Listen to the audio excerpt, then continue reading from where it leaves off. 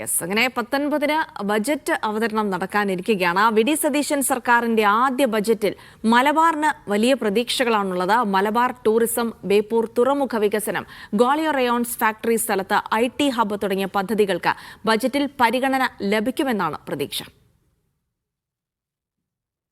മലബാറിന്റെ മുഖച്ഛായ മാറ്റുന്ന ബേപ്പൂർ തുറമുഖ വികസനത്തിന് ഈ ബജറ്റിൽ വലിയ പ്രാധാന്യം ലഭിക്കുമെന്നാണ് പ്രതീക്ഷിക്കുന്നത്. തുറമുഖ വികസനം സാധ്യമായാൽ ഗതാഗതം, ചരക്കുനീക്കം, ടൂറിസം എന്നീ മേഖലകളിൽ വലിയ മുന്നേറ്റമുണ്ടാകും. Mananchira Vellimadukunnu road, Mananchira airport road, Nadakkavu cross road എന്നിവയുടെ വികസനത്തിനും ബജറ്റിൽ തുക വകയിരുത്തുമെന്നാണ് കരുതുന്നത്. സുസ്ഥിര നഗരവികസന പാതയിൽപ്പെട്ട നമ്മുടെ മാനാഞ്ചിറ ബീച്ച്, മുണ്ടിക്കൽത്താഴം റോഡ് ഇപ്പോഴും കോട്ടൂളി നിന്നുപോയതാണ്. ആ പ്രപ്പോസൽ പൂർത്തിയായി കഴിഞ്ഞാൽ നഗരത്തിൻ്റെ ഒരുവിധം ട്രാഫിക് ബ്ലോക്കുകളെല്ലാം മാറും.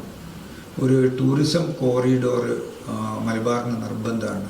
അത് മറ്റു പ്രമുഖ സിറ്റികളെ അടക്കം കണക്ട് ചെയ്യുന്ന രീതിയിൽ ബാംഗ്ലൂരിലേക്ക് കണക്ട് ചെയ്യുന്ന സമയത്ത് വയനാട് കൂടി നമ്മുടെ ഒരു വികസന പദ്ധതിയിൽ ഉൾപ്പെടും. പശ്ചിമേഷ്യൻ യുദ്ധത്തിന്റെ പശ്ചാത്തലത്തിൽ പ്രവാസികളും പ്രതിസന്ധിയിലാണ്.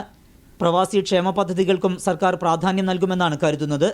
നഗരത്തിലെ ഗതാഗതക്കുരുക്കിന് പരിഹാരമായി 15 വർഷം മുമ്പ് നിർദ്ദേശിച്ച കാലിക്കറ്റ് മൊബിലിറ്റി ഹബ്ബിന് ബജറ്റിൽ പരിഗണന ലഭിക്കുമെന്നും പ്രതീക്ഷിക്കുന്നു.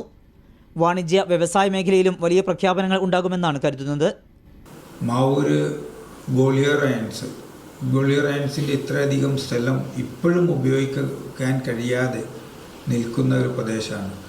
അതിൽ ഒരു IT പ്രൊജക്റ്റ് നേരത്തെ നമ്മൾ കൊടുത്തിട്ടുണ്ടായിരുന്നു.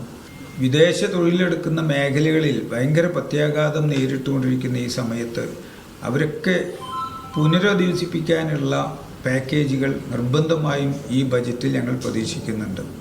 കോഴിക്കോട് മെഡിക്കൽ കോളേജ് വികസനം, മെഡിക്കൽ കോളേജ് ബസ് സ്റ്റാൻഡ് നിർമ്മാണം, മുൻ സർക്കാർ പ്രഖ്യാപിച്ച അവയവദാന ആശുപത്രി നിർമ്മാണം തുടങ്ങിയ പദ്ധതികൾക്കും സർക്കാർ പരിഗണന നൽകുമെന്നാണ് പ്രതീക്ഷ. വർദ്ധിച്ചുവരുന്ന വന്യജീവി ആക്രമണത്തിന് ശാശ്വത പരിഹാരം വേണമെന്ന ആവശ്യം ശക്തമാണ്. കാർഷിക മേഖലയ്ക്ക് ഊന്നൽ നൽകുന്ന പദ്ധതികളും ബജറ്റിൽ ഉണ്ടാകുമെന്നാണ് പ്രതീക്ഷ. കോഴിക്കോട് നിന്ന് സമീർ സി മുഹമ്മദ്, മീഡിയ 1.